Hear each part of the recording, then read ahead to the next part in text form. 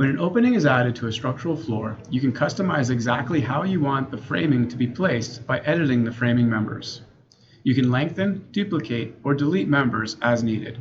In our example, we have a 2x12 structural floor added in. We're going to select our structural floor, and then we're going to right-click, and we're going to select Cut Opening. We will add a 3-foot by 10-foot opening into this floor. We're going to select our first spot, and then we're going to use the dimensions to add in the opening itself. We're then going to right-click and select Finish.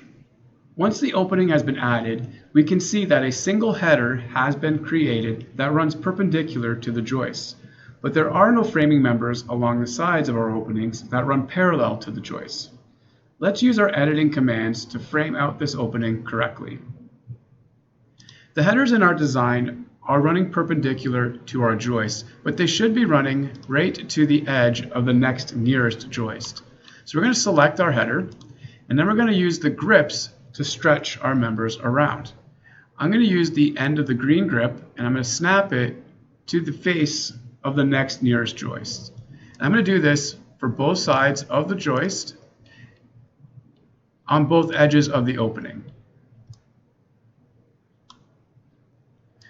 Once you have snapped the edges to the edge of the joist itself, we are now going to duplicate our headers to create a double header. All we're going to do here is simply select the header, right-click, duplicate. We're going to select the face of the first header, and we're going to snap it to the back of the original header. We're going to do that again for both sides. Duplicate, face of header to the back of the header. That has now created a double header in our design.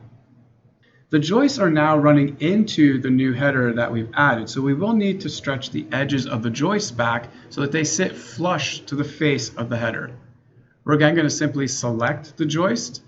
We're going to use the grip to again snap it so that it snaps to the face of the header. And we're again going to do this for both the front and back of our opening.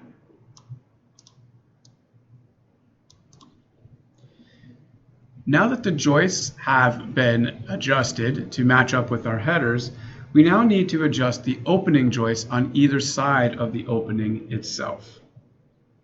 To do this, we're going to select one of our joists, and then we're going to right-click and we're going to select Duplicate.